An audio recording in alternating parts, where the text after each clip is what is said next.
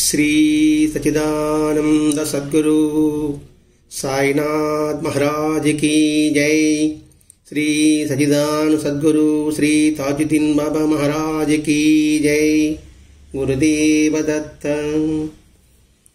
సద్గురు షిరిడి సాయినాథుని యొక్క సాన్నిధ్యంలో ఆచార్య కిల భరద్వాజ మాస్టర్ యొక్క ఆశీస్సులతో ఈరోజు దావతిగుంట గ్రామంలో శ్రీ తాజుద్దీన్ బాబా జీవి చరిత్రలోని అంశాలని మనం వివరించుకోబోతున్నాం. గత వారం శ్రీ తాజుద్దీన్ బాబా గారు భక్తులకి ఆయుష్ని ప్రసాదించిన సంఘటనలు, అందులో ముఖ్యంగా సముద్రంలో మునిగిపోతున్న బొంబాయిలోని భక్తులని వాళ్ళు ఏ విధంగా కాపాడినది, ఒక ముదుసలి మరణావస్థలో ఉన్నప్పుడు ఆ ముదుసల్ని ఏ విధంగా కాపాడిన విషయం గత వారం వివరించుకున్నాం.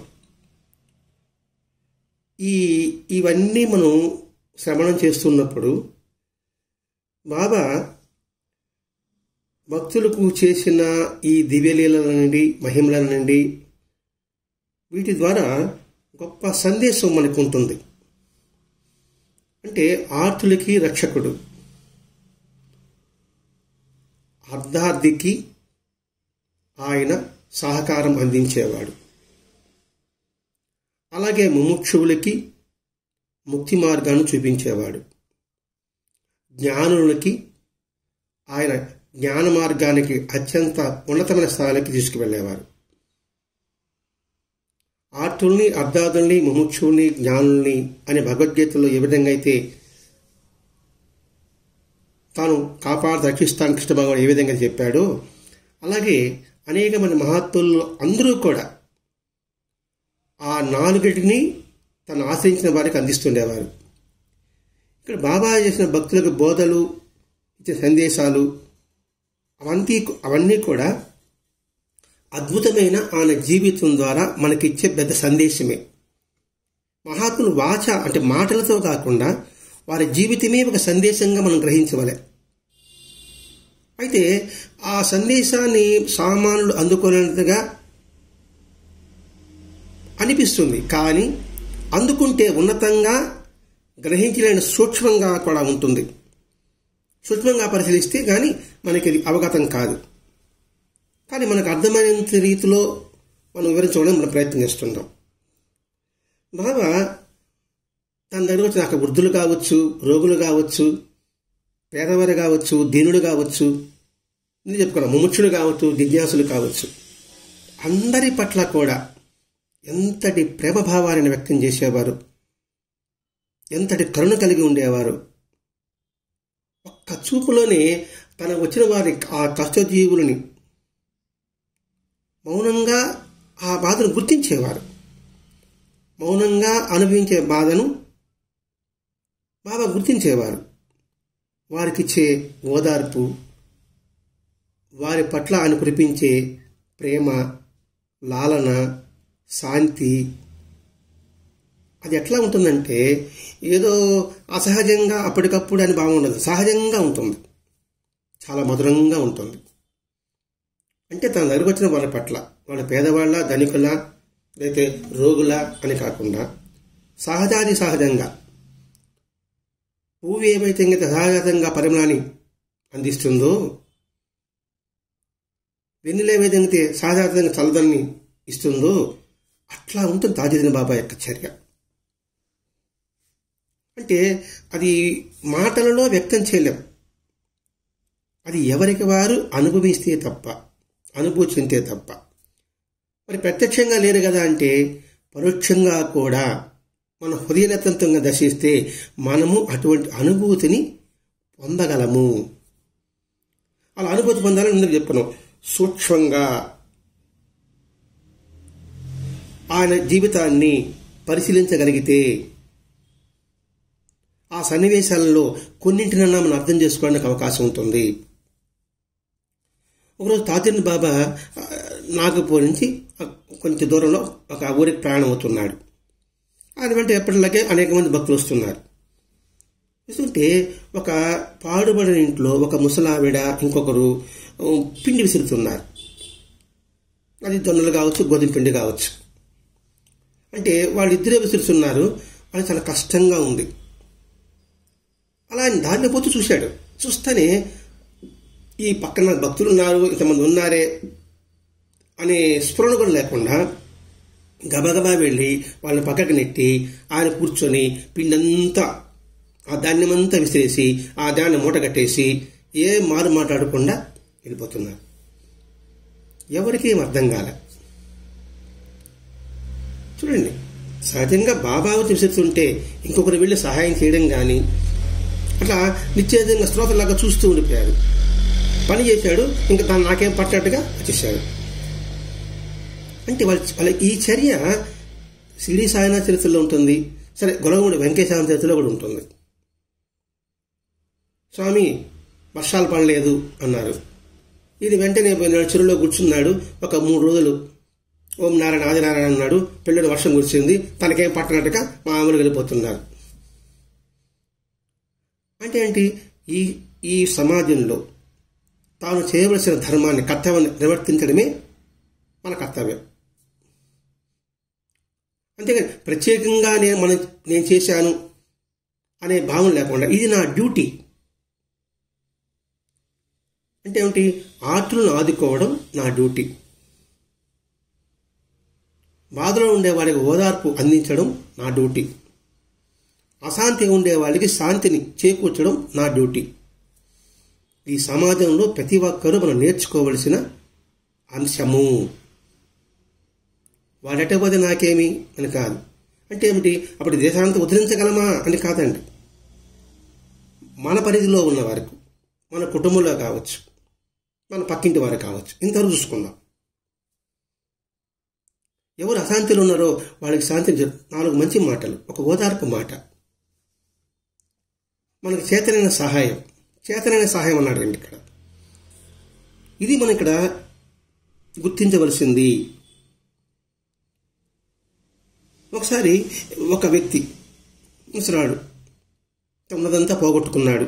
సరే, బాబాను దర్శిద్దామని చెప్పేసి కాలినడకన నాగపూర్ వచ్చారు. అక్కడికి వస్తే అప్పటికే బాబా ఖ్యాతి బాగా ప్రఖ్యాతింది కాబట్టి చుట్టూ అనేక మంది ధనికులు, అనేక మంది జన ఫుల్ గుంపుగా ఉన్నారు. ఇంకా వాళ్ళందరినీ తోసుకొని పోవాలంటే ఇక్కడేమో చింకి గుడ్డలు, మాసిన గుడ్డలు. ఇంకా వెళ్ళలేక సిగ్గుపడుతూ సరే దూరాన్ని ఒక చెట్టు కింద నిలబడుకున్నాడు. అందరూ వెళ్ళిపోయిన తర్వాత మనం వెళ్దామని అనేసి పొద్దున వచ్చిన ఆయన సాయంకాలం వరకు ఆ జన రద్దీ తగ్గలేదు. అవకాశమే రాలే. ఈయన తినడానికి అది తిండి కూడా లేదు. నేను కొందామంటే జేబులో డబ్బులు లేవు. ఆ ప్రదేశం కొత్తది, ఈయన గురించి ఎవరికి తెలియదు. ఇలా పరిచయం ఉంటే ఏమయ్యా పొద్దున ఇక్కడ సాయంకాలం కూర్చున్నావు ఏంటి సంగతి అడుగుతారు. చుట్టూ ఉన్న భక్తులేమో రకరకాల పదార్థాలు తీసుకుని బాబాగా నైవేద్యం పెడుతున్నారు. బాబా పొద్దున్న సాయంకాలం తినకుండా అలాగే ఉన్నాడు. ఏం స్వామి తినలేదు, ఏం బాబా తినలేదంటే ముందు మన అతిథిని తృప్తిపరిచి తర్వాత మనం భోజనం చేద్దాం అనేటప్పటికీ ఒకరికొకరు చూసుకుంటున్నారు. ఎవరైనా స్పెషల్గా వచ్చారేమో అతిథి. అతిథి అంటే అనుకోకుండా వచ్చేవాడు అతిథి. అతిథి అనే దానికి అర్థం. అని ఇంటి పక్కన చూసేవాడికి ఎవరికి వాళ్ళకి కనబడలేదు. సరే మళ్ళా తినమన్నారు. తినమంటే కూడా అదే మాట అంటున్నాడు. ఈసారి భోజనం చేస్తాను అడిగితే అతిథి తిన్న తర్వాత నేను తింటా అన్నాడు. సరే బయట పోయి అంతా చూశారు, ఏం చూశారు, ఎక్కడా వాళ్ళకి కనబడలేదు. అంటే వాళ్ళ దృష్టిలో ఏంటి, ఏదో డాబు డర్పంతో ఉండేవాడు అనే భావన వాళ్ళకి. సరే ఎంతసేపటికి తినప్పటికీ బాబానే వెళ్ళాడు. అలా నడుచుకుంటూ ఆ చెట్టు దగ్గరికి వెళ్ళాడు. ఆ చెట్టు నుండి ఆ పేద వ్యక్తిని అని చెప్పాడు. వారంతా ఆ వ్యక్తి దగ్గరికి వెళ్ళి అయ్యా బాబా నీకు ఆహారం పెట్టమన్నాడు అని చెప్పేసి పంచపత్య పరమాణాన్ని పెట్టారు. ఎవరయ్యా నువ్వు అంటే నేను 2 రోజులుగా బట్టి నేను ఏమి తినలేదు, దూరం బాబా దర్శనానికి వచ్చి వచ్చాము, దాని తగిన ఫలితం నాకు దొరికింది. అంటే సర్వజీవ స్వరూపుడు జీవం అన్నాడంటే ఇక్కడ మనిషి అని చెప్పలేదండి. అందరు ఆకు రూపంలో నేనే ఉన్నాను అని కృష్ణుడు చెప్పింది ఇక్కడ నిర్ధారణ అవుతుంది. ఇక్కడ అతను ఆకలితో అలమటిస్తున్నాడు. అతని ఆకలి తన ఆకలి. ఇది మహాత్ముడి యొక్క లక్షణం, సత్పురుషుల యొక్క లక్షణం. బాబా చేతిలో రఘువీరపురందరే భోజనం చేయకపోతే, ఒరే నా పేగులు నలిగిపోతున్నాయిరా, నువ్వు పోయి భోజనం చేసిరా అని బాబా ఎందుకు చెప్పాడు? ఒక్కొక్క రొట్టె వేసి, అమ్మ దానికి ఆకలి ఉంది, అడగడానికి నోరు లేదు, దానికి ప్రాణం ఉంది కదా అని చెప్పాడు కదండి. దీనికి కబీర్ ఒక భగవంతుని ఒక వేడుక కోరుకుంటాడట. భగవంతుడా, నీ పాదసేవ చేసే శక్తి నాకు కలిగించండి. రెండవది, నా ఇంటికి వచ్చిపోయే అతిథులకు భిక్షాన సమకూర్చే అవకాశం నాకివ్వండి. ఈ రెండిట్లోనే ఉంది భగవంతుని సేవ. నిరంతరం ఆయన పాదసేవ చేసే అవకాశం. రెండు, మా ఇంటికి వచ్చే ప్రతి అతిథికి వారికి ఆహారం పెట్టే అవకాశం. ఇది కబీర్ కోరాడట. అంతేకాకుండా చాలా హీనస్థితిలో ఉన్న చిన్న పిల్లవాడు, అతడు అంగవైకల్యుడు. అతని పట్ల కూడా బాబా కరుణ చూడండి. వాళ్ళ అమ్మ వాళ్ళు తీసుకొచ్చారు, అతను కాలు చేతులు లేవు, ఇంకా ఏం చేస్తామని చెప్పి ఆ బాబా దగ్గర వదిలేసి వెళ్ళిపోయారు. ఎన్నెన్నో వైద్యాలు చేశారు, ఏం తగ్గలేదు. బాబా దశ అందరూ వచ్చిపోతున్నారే కానీ ఆ పిల్లవాడిని గురించి అసలు ఎవరు చూసినట్టు కూడా లేరు, చూసినా పట్టించుకోలేరు. అందరూ కానుకలు తీసుకుని పోతున్నారు, కానీ ఆ పిల్లవాడి సంగతి ఎవరు పట్టించుకోలే. ఒకరోజు తాజుద్దీన్ బాబా సరాసరి ఆ పిల్లవాడి దగ్గరకు వచ్చాడు. వచ్చి ఈ పిల్లవాడికి భోజనం తీసుకురాలని చెప్పారు. అప్పుడు బరికిచ్చారనమాట, అందరూ తీసుకొచ్చారు. ఆ పిల్లవాడికి కనుమని పెట్టేసి ఆ పిల్లవాడి యొక్క పోషణ భారం వాడికి అప్పగించారు. బాబా చెప్పాడు కాబట్టి ఆ బాలుడి యొక్క బాగోగులు ఒక భక్తుడు చూసుకున్నాడు. అంటే ఇటువంటి కరుణ కేవలం మానవాళి కొరకే అని కాదండి, సకల జీవులకు కూడా ఆయన చేసేవాడు. ఈ సంఘటన ద్వారా మనం ఏం గ్రహించాలి? మనం వెళ్తుంటాం దేవాలయాలకి, వెళ్తుంటే ఆకలితో అలమటిస్తున్న కుయోమరను కొట్టుకొనకుండా మనం దేవాలయానికి వెళ్ళి రకరకాల పదార్థాలు ఇస్తూనే ఉంటాం. అదే అంటారండి, మట్టిని చేసి, మట్టిని బొమ్మగా చేసి అందులో దేవుని చూసే మానవులు, మట్టినిలో దేవుని చూసే మానవులు మనిషిలో దేవుని చూడలేకపోతున్నారు అన్నాడు ఒక మహానుభావుడు. మట్టితో దేవుని చేసుకుంటున్నాం వినాయకుడిని, అది చెప్పుకుంటే మనకు అర్థమవుతుంది. కొన్ని వేల రూపాయలు ఖర్చు పెడుతున్నాం, లక్షలు ఖర్చు పెడుతున్నారు, కానీ మనిషిలో ఉన్న దైవ భగవంతుని మాత్రం గుర్తించడం లేదు. ఆ రోజు అనుస్తర్పణ చేస్తారు. చేసిన తర్వాత ఎవరు తెలిసిన వాళ్ళు, ఎవరు ఉపయోగకర్తలో వాళ్ళకి ముందు భోజనం పెడతారు. అంటే ఇక్కడ ఎవరు పెడుతున్నారని కాదండి, మనం ఆ ప్రవర్తనకి చెయ్యకూడదు అనేదానికి మనం నేర్చుకోవడానికండి ఈ సత్సంగం. మనం దాదాపు ఒక 30 సంవత్సరం చెప్పాను, వినాయకుడు పాలు తాగుతాడు అనేసి ఆ విగ్రహానికి పాలు అందించారు. వినాయకుడు విగ్రహంలో పాలు తాగుతాడండి, అదొక ట్రెండ్. దాన్ని పోయేవాళ్ళు అయ్యో కుయ్యోమో చిన్నపిల్లల పాలు అడిగితే వాడికి ఇవ్వడం లేదు. అంటే ఇక్కడ చెప్పడం ఉద్దేశం ఏంటంటే దైవం అన్ని ప్రాణుల్లో ఉంటారు, అది గమనించండి అని చెప్పడం ఇక్కడ ఉద్దేశం. పోనీ ఇక్కడ మనుషుల కోసమే ఆయన పరిచయం చేశాడా అంటే కాదు.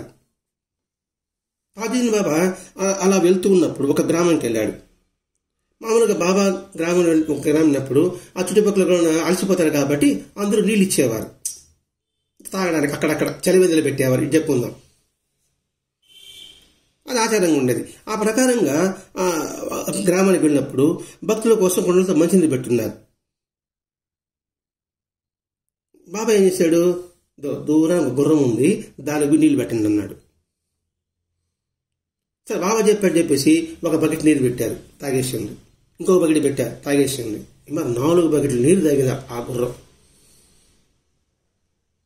చూడండి, అది నోరు లేని జీవి, దానికి ఎంత దాహం ఉందనే విషయాన్ని బాబా గుర్తించగలిగారంటే పని గుర్తించని ఎవరైనా అనుకుంటారండి? ఇది మహాత్ముడు అనే పదం వాడతారు. ఆత్ముడు, ఆత్ముడు. మహా అంటే ఎంత కొలత బద్ద లేదు, అన్ని ఆత్మల స్వరూపం కలిగిన వాడు మహాత్ముడు. అందుకే బాబాజీ సకల జీవ స్వరూపుడు, విశ్వరూపుడు. ఈ సంఘటన భరద్వాజ మాస్టర్ గారి విద్యాలయంలో ఉన్నప్పుడు జరిగిందండి. కొత్తపాలెం నుంచి మామూలుగా ఎద్దు ఏదో టౌన్కి వచ్చిందో ఏమో బండి కట్టుకొని, ఆ బండి వాడికి ఎండాకాలం ఉగురుస్తూ మాస్టర్ గారి తప్పవన్న దగ్గర తాగింది. వెంటనే మాస్టర్ గారు గబగబా పోయి బకెట్ నీళ్ళు దాన్ని పెట్టాడు. 2 బకెట్ నీళ్ళు తాగింది అది. అంటే ఇక్కడ మాస్టర్ గారు దేవుడు మహత్ చెప్ప ఉద్దేశం కాదండి. అలాగా గుర్తించగలిగాడంటే ఆ స్థితి ఎటువంటిది, ఇది మనం గమనించాలి. వాళ్ళు ఎవరు చెప్పక దానికి ఆకలని, దానికి దాహమని తెలుసుకున్నారు. వాడి స్థితి మనకొద్దు. మనకు ఎవరైనా దాహమన్నా, ఆకలన్నా మనం ఏం చేయాలి అంటే, వాళ్ళు అడిగితే కూడా మనం ఇవ్వడానికి సంకోచించడమా, నిరాకరించడమా, ఉన్నంతలో ఇవ్వడమా, ఇది గ్రహిస్తే చాలు. అంటే ఒక్కొక్క సంఘటన ద్వారా మనం గ్రహించవలసింది అది. ఇంతకుముందు అస్పృశ్యత అని ఉండేది, అంటే దాని తనం ఒకటి ఉండేది. వారిని ఎప్పుడు భగవంతుడి దేవాలయానికి రాణించేవారు కాదు. కానీ భగవంతుడికి భగవంతుడికి అస్పృశ్యతనే ఉంటుంది. గంగాబాయి అనే ఒక హరిని స్త్రీ తనకున్న దాంట్లో బాబాకి ఏదో ఒక వంటకాన్ని తయారు చేసుకొని ఖాళీ నడిపి బాబా దర్శనకు వచ్చారు. అప్పుడు బాబా ఎక్కడ ఉన్నాడు? తాజన్ బాబా నాగపూర్ మహారాజా అని రఘోజు మహారాజా ఇంట్లో ఉన్నారు, ఆ భవనంలో ఉన్నారు. ఆ భవనానికి ఎలా వెళ్ళగలదు? వెళ్తే అక్కడ జనం ఊరుకుంటారా? సరైన దిగులుగా ఒక చెట్టు దగ్గర కూర్చొని ఆ చెట్టుకి తను తెచ్చిన మూట కట్టేసింది, ఆహారాన్ని కట్టేసి దూరంగా వెళ్ళింది.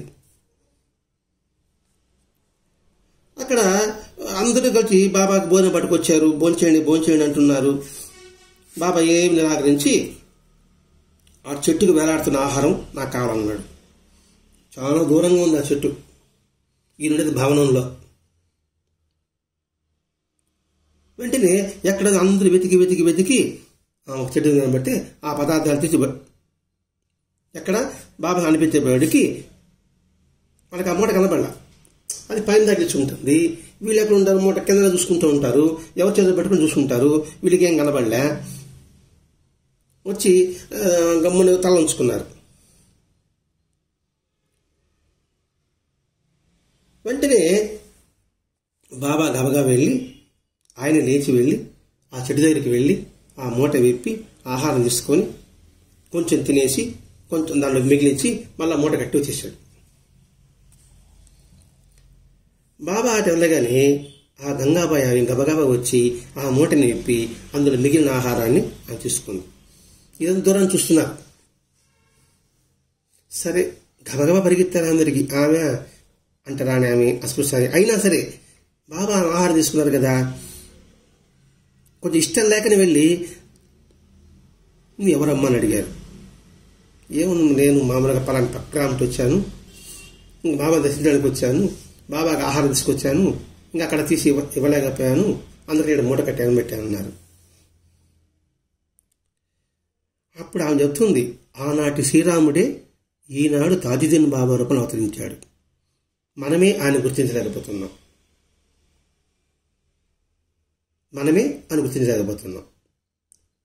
అక్కడుండే వాళ్ళందరూ మేధావులు, ఆయన స్థితి తెచ్చుకోలేకపోయారు. అందుకే జీసస్ ఒక మాట అంటారు, తెలిసిన వారికి ఏమి తెలియదు, తెలియని వారికి అన్నీ తెలుస్తాయి.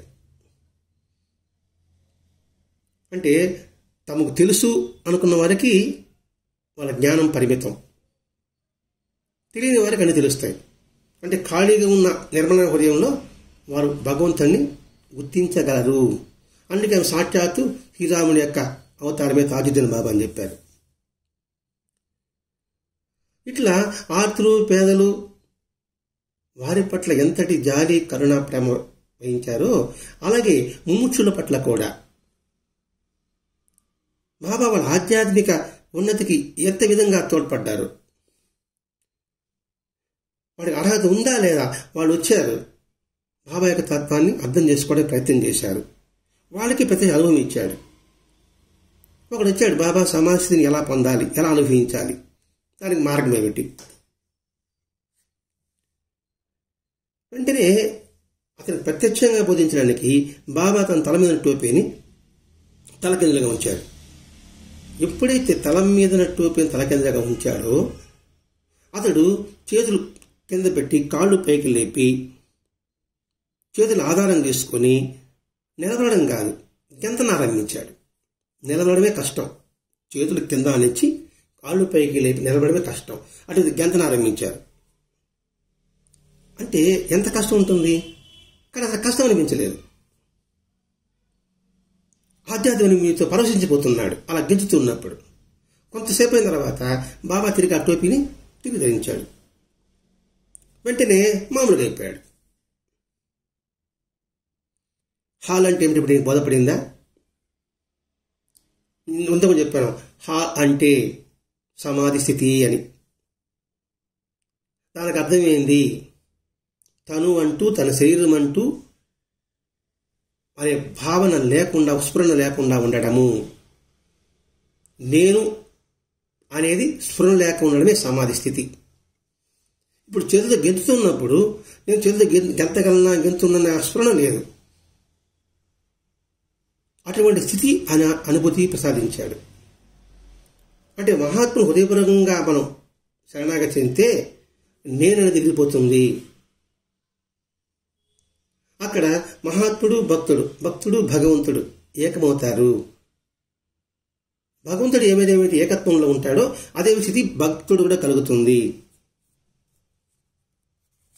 ఈ సన్నివేశాలు చూసుకుంటే ఇది ఆధ్యాత్మికతలో అత్యంత ఉన్నతమైన స్థితి. అది శ్రీ సాయినాథుని బావిలో 4 గంటలకు తలకంగా వేలాడదీస్తే వాళ్ళ గురువు గారికి ఎలా ఉన్నారంటే నేను ఆనందంగా ఉన్నానని చెప్పాడు. అంటే అక్కడ ఆనందంగా ఉండడానికి కారణం ఏమిటి? తను గురువు పట్ల సంపూర్ణ విశ్వాసం కలిగి ఉండడము. విశ్వాసం కొండలనే కదిలిస్తుంది అంటారే, అది అన్నమాట ఇక్కడ. ఇటువంటి అనుభవాలు వెంకటేశ్వర చరిత్రలో కూడా ఉంటుందండి. ఆయన ఎడ్ల బండి మన కర్రలతో బండి, ఇంతకుముందు మామూలు బండి, కాళ్ళు 2 పెనవేసి కింద ఏలాడుతూ పోయేవాడు. దూరాన్ని చూసి స్వామి అనేటప్పటికీ తిరిగి మామూలు కూర్చునేవాడు. ఇటువంటి అనుభవమే రామకృష్ణ పరమహంస వివేకానంద స్వామి కలిగించాడు. తన కాలి బటన వేలు నుదుటి మీద తగలగానే. అలాగే బాబా చేతిలో బాలాబాటి అని అతనికి ఒక వస్త్రం కప్పగానే అతడికి ఇటువంటి అద్భుత స్థితి కలిగింది. అంటే వాళ్ళకి ఎలా ఉంటుందంటే తన పాత వ్యక్తిత్వాన్ని తీసిపారేసి కొత్త వ్యక్తిత్వాన్ని ప్రవేశపెట్టినట్టుగా ఉంటుంది. బాబా దగ్గర మసీదు పైన దీపాలు పెట్టిన వాడిని అమాంతం గుర్తుపెట్టి పైకి లేపుతాడు. ఎంతోని నాకు ఊర్ధలో కలిపినంత ఆనందం కలిగింది అంటాడు. అలాగే ఈ సిద్ధారూఢ స్వామి చేతుల్లో ఒక పిల్లవాడిని చెరువులో ముంచేస్తే వాడు లోపల ఉండి అత్యంత ఆధ్యాత్మిక ఆనందాన్ని పొందని చెప్తాడు. అంటే వారి యొక్క సంకల్పం చేతనే, మహాత్మ యొక్క సంకల్పం చేతనే మనకి అటువంటి అద్భుతమైన సమాధిని వాళ్ళు ప్రసాదించగలరు అనే అంశం మనం గుర్తుపెట్టుకున్నప్పుడు ఆ మహాత్ముడి పట్ల మనకి సంపూర్ణమైన విశ్వాసం బలపడుతుంది, దృఢపడుతుంది. అంటే మన చివరి గమ్యం అది. అదంటే ఏదో కళ్ళు మూసుకొని ఒళ్ళు తెలియకుండా ఉండడం కాదండి. నేను అనే స్పృహ లేకుండా సర్వము నేనే. దాన్ని కళ్ళు మూసుకోవాలి, కళ్ళు తెరుచుకొని సర్వము నేనే అనే భావాన్ని మీరు సంకల్పించండి. అందుకే సాయినాథుడు అంటాడు, నువ్వు ఎవరికి ఏది చేస్తే, ఏది ఇస్తే అది నాకు చెందుతుంది. ఈ ఒక్క వాక్యాన్ని కానీ నిరంతరం గుర్తుపెట్టుకొని మనం చేయగలిగితే అదే సమాధి స్థితి. ఇక్కడ సమాధి స్థితి అంటే ఏదో గుంట కూర్చొని ధ్యానం చేయడమా అని కాదండి. సమాధి స్థితి, సమాధి సమభావంతో చూసుకోవడము, ఇట్లా కూడా మనం అన్ని వివరించుకుందామండి. ఎందుకంటే మన మనసుకు అర్థం కావడం కోసంగా. ఎందుకంటే వాళ్ళ యొక్క చర్య మనం లోతుగా పరిశీలించి అర్థం చేసుకునే సామర్థ్యం మనకు లేదు. కానీ మన పరిణితికి అర్థమయ్యే రీతిలో మనం వివరించుకుంటున్నాం. సమాధి సమభావం అందరూ చూడడము. ఇప్పుడు వెంకటేశ్వరుడికి వెళ్ళి దేవుడు ఎట్లా కనబడతాడయ్యా అని అడిగినప్పుడు ఆయన తపస్సు చేయి, యోగం చేయి, జపం చేయి అని చెప్పాడా? అందరినీ సమానంగా చూసుకుంటే దేవుడు కనబడతాడే అన్నాడు. అదే సమాధి అంటే, అదే హాల్ అంటే, ఏకత్వం కలిగి ఉండడం అంటే, భిన్నత్వం నానాత్వం లేకుండా ఉండడం అంటే అది. అందరినీ సమానంగా చూసుకుంటే దేవుడు కనబడతాడు అన్నాడు. ఒక్క వాక్యంలో ఎంతటి వేదాంతం ఉందండి. భగవతి సరసంతా కంఠసం పెట్టి నేను కంఠసం ఇన్ని శ్లోకాలు చదివావు మంచిదే, దాని భావాన్ని ఎంత మేరకు నువ్వు గుర్తించగలిగావు అని మనకున్న ప్రశ్న వేసుకోవడమే. ఇప్పుడు వెంకట చెప్పాడు, అందరినీ సమానంగా చూసుకో, దేవుడు కనబడతాడు. మనిషిగా చనిపోతే మనిషిగానే పుడతాడా అని అడిగాడు వెంకటేశ్వరుని. మనిషిగా ఉంటే మనిషిగా పుడతాడు అన్నాడు. చూడండి, ఆ అర్థం మనం గమనించాలండి. మనిషిగా ఉంటే మనిషిగానే పుడతాడు. మనిషి అంటే మానవత్వం కలిగి ఉండడం. నువ్వు మానవత్వం కలిగి ఉంటే నువ్వు మనిషిగా పుడతావు. నువ్వు మనిషిగా ఉండి మానవత్వం లేకుండా దానత్వం ఉంటే నువ్వు మనిషిగా ఎలా పుడతావు? ఇది దాని అర్థం. ఇటువంటి సంఘటనలు కొన్ని వేరు చెప్పుకోవచ్చండి. అది సహజాసహజంగా ఉంటుంది. ఆత్మానుభవాన్ని, ఆత్మ అనుభవాన్ని పొందిన సంఘటనలు కోకలలు.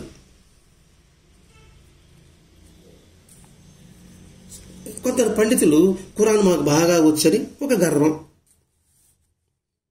ఇది ప్రతి మతంలోనే ఉందండి. సాధ్యత బాబా జీవిత చరిత్రలో వస్తుంది, బాబా చరిత్ర శ్రీ సాయినాథ్ చరిత్రలో వస్తుంది, జీసస్ క్రీస్తు విషయంలో వస్తుంది. కొంచెం ఆలోచించినట్లయితే ఇటువంటి మహాత్ముల వల్ల మత ధర్మాలు పరిపూర్ణమవుతాయి కానీ కలుషితం కావు. అది యేసుక్రీస్తు కావచ్చు, బాబా కావచ్చు, తాజిన్ బాబా కావచ్చు, గురునానక్ కావచ్చు, బుద్ధుడు కావచ్చు. మత ధర్మాలు పరిపూర్ణం అవ్వాలంటే మహాత్ముల యొక్క జీవితం ఆదర్శంగా తీసుకోవాలి. ఇప్పుడు క్రీస్తు కూడా మత ధర్మానికి విరుద్ధంగా ఉండి దేవాలయాల్లో పాపపత్రాలు కొన్నవారికి ముక్తి వస్తుందని వ్యాపారంగా పెట్టినప్పుడు యేసుకి దాన్ని నిరసించాడు. అలాగే ఈ శతాబ్దాలు ఈ బాబా దగ్గరికి కొందరు పండితులు వచ్చారు. వాళ్ళు చర్చించుకుంటున్నారు. వాళ్ళు పెద్ద పండితుల గర్వం. వారికి బాబా ఖురాన్లోని కొన్ని వాక్యాలు వినిపించాడు. ఇక్కడేముంది, వాళ్ళకేముంది, మేము ఖురాన్ భాష అని చెప్పేసి ఇంతమంది మనం గౌరవిస్తున్నారు కాబట్టి మేము గొప్ప వాళ్ళమనే భావన సహజంగా ఇప్పుడు నాకు ఉంటుందండి. నేను సత్సంగా చెప్తుంటే నన్ను అందరూ గౌరవించినప్పటికీ అబ్బా నాకెంత గౌరవం అని అనుకుంటున్నాను. దీనికి సమాధానం చెప్పుతున్నాడు. భగవంతుని దగ్గర చేసినందుకు ఎవరైనా నీ కృతజ్ఞత తెలిపితే మీ ఇద్దరికి ఆ భగవంతుని నమ్మకం కుదిరించిన ఆ భగవంతునికి నువ్వు కృతజ్ఞ ఉండు. ఎంత చక్కటి వాక్యం ఉండేది. ఇది కానీ బాగా అవగాహన చేసుకుంటే ప్రతి ఒక్కరూ నేను గురువు మీరు శిష్యులు, మీరు గురువు మీరు శిష్యులు అనే భావన ఎగిరిపోతుంది, ఇంకిపోతుంది అర్థం చేసుకుంటే. ఇప్పుడు నేను అనుకోండి, నేను సత్సంగం చెప్తున్నా, లేదా మంచి మాటలు చెప్తున్నాను, దీనివల్ల 10 మంది భగవంతుని దగ్గరికి చేరగలిగారు. మరి ఆ భగవంతుని చేరగలిగిన వారు చెప్పేవాడు ఎవరి గురించి చెప్తున్నాడు? భగవంతుని గురించి చెప్తున్నాడు. కాబట్టి వాడు నువ్వు ఆ భగవంతుడు కృతజ్ఞ ఉండరానైనా ఏమని, భగవంతుడు నాకు ఇచ్చాడు అవకాశం చెప్పడానికి అని నువ్వు భగవంతుడు కృతజ్ఞత పెట్టు. వినేవాళ్ళు భగవంతుడు ఈ వీడి రూపంలో మాకు మంచి మాట వినిపించాడు కాబట్టి భగవంతుడికి వాళ్ళు కృతజ్ఞత చెప్పడం. ఇప్పుడు నేను అనుకోండి నా సొంత విషయాలు అవి చెప్తే ఎవరు వింటారండి? భరద్వాజ మాస్టర్ గారు ముందు పెట్టుకున్నాను కాబట్టి నా మాటలు అందరూ వింటున్నారు. భరద్వాజ మాస్టర్ ముందు పెట్టుకోకపోతే నా మాటలు ఎవరు వింటారు? కాబట్టి నేను ఎవరికి కృతజ్ఞత చెప్పాలి? భరద్వాజ మాస్టర్ కృతజ్ఞత చెప్పాలి. విన్నవాళ్ళు ఎవరికి కృతజ్ఞత చెప్పాలి? ఆయన విషయం చెప్పబట్టే కదా మనం భగవంతునికి దగ్గర అయ్యాము. కాబట్టి వాడు భరద్వాజ మాస్టర్కి కృతజ్ఞత చెప్పాలి. అది చెప్తున్నాడండి ఇక్కడ తాజుద్దీన్ బాబా. అంటే ఏంటి, నేను ఏం చెప్పినా భగవంతుని దగ్గర చేయాలి కానీ నా దగ్గర చేర్చుకోకూడదు. అంటే నా అని చెప్తే మనకు అర్థమవుతుందని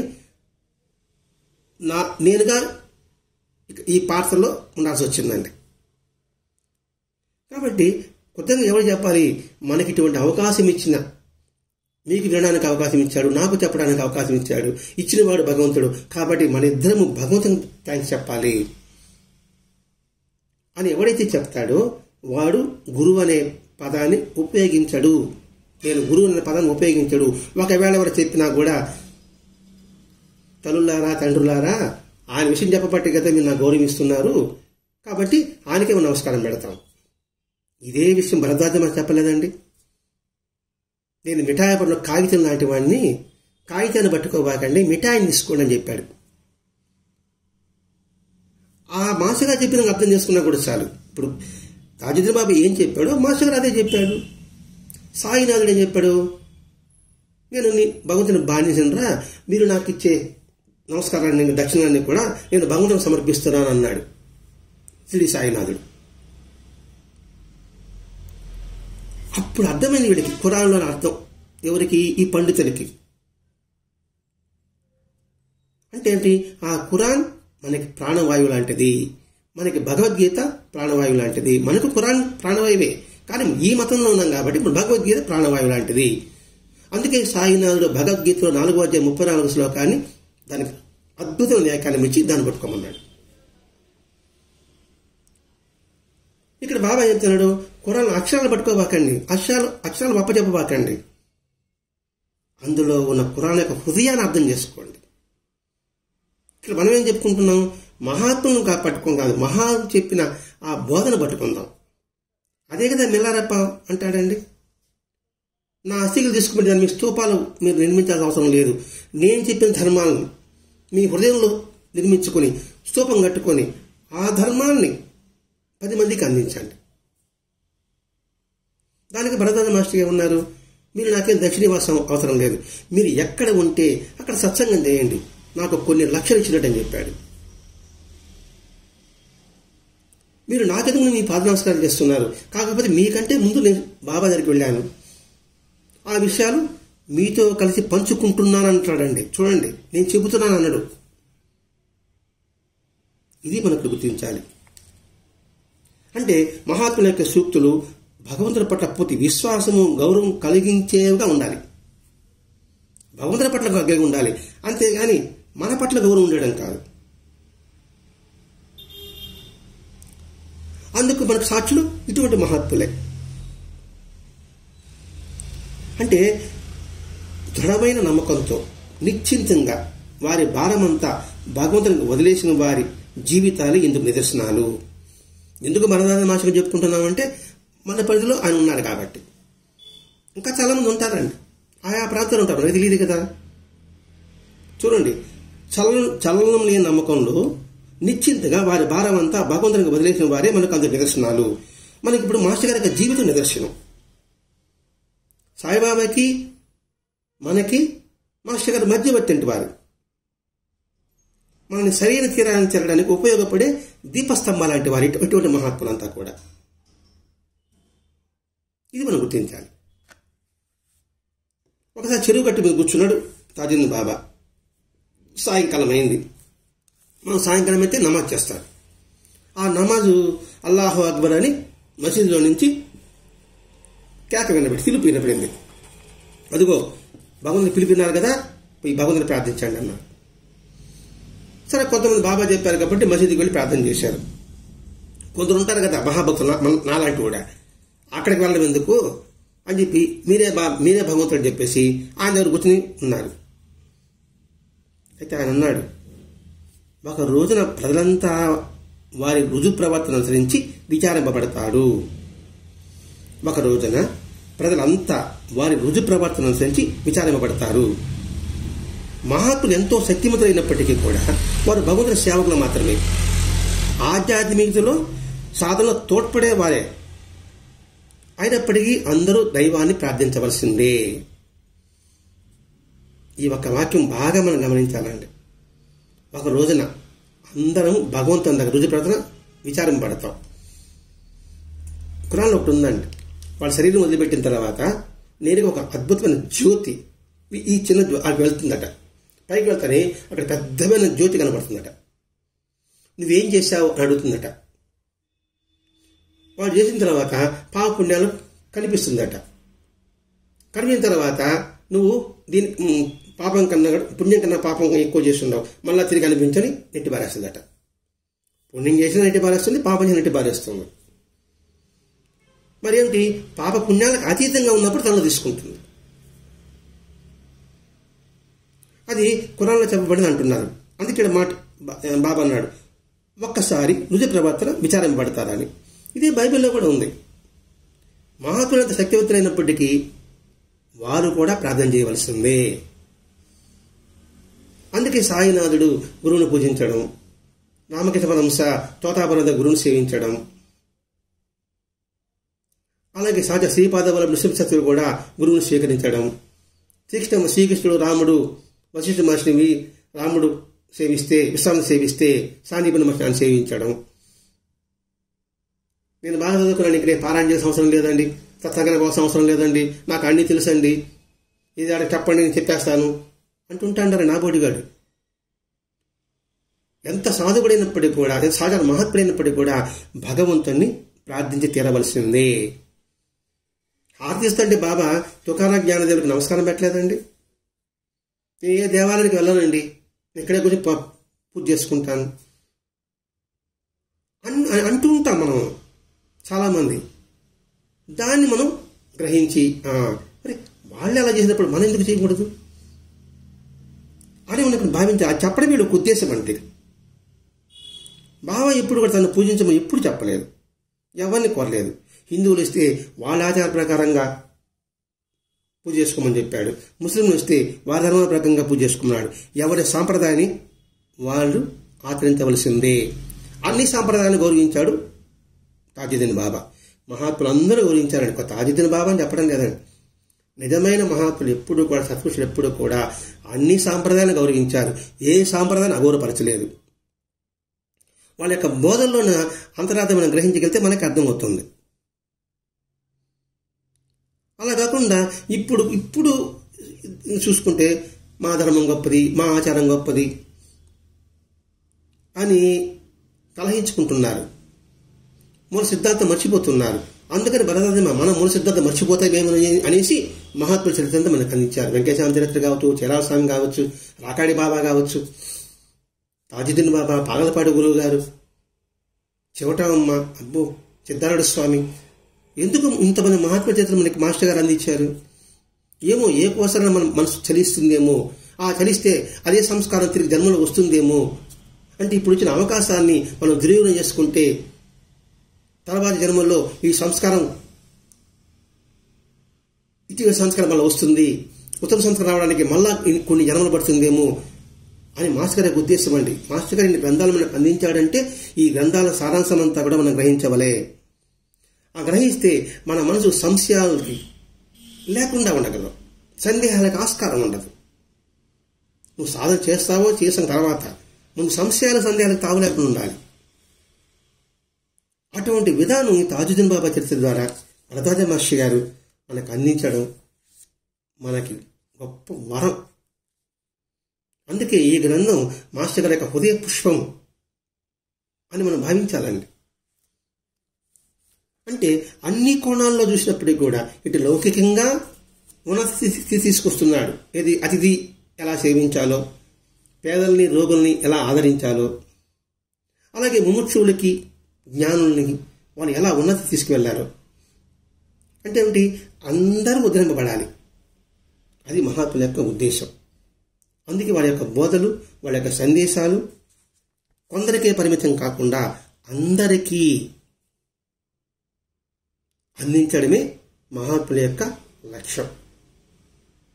కాబట్టి ఈరోజు తాజుద్దీన్ బాబా ద్వారా వరదాజ మాస్టర్ మనకు అందించిన ఆయన హృదయ పుష్పాన్ని సేకరించి ఆ హృదయ పుష్పాన్ని హృదయంలో పదిలంగా నింపుకొని వారు చెప్పిన రీతిలో, వారికి నచ్చిన రీతిలో మన జీవితం సాగిద్దాం. స్వస్తి. श्री सच्चिदानंद सद्गुरु ताजुद्दीन बाबा महाराज की जय। श्री सच्चिदानंद सद्गुरु साईनाथ महाराज की जय। गुरुदेव दत्त।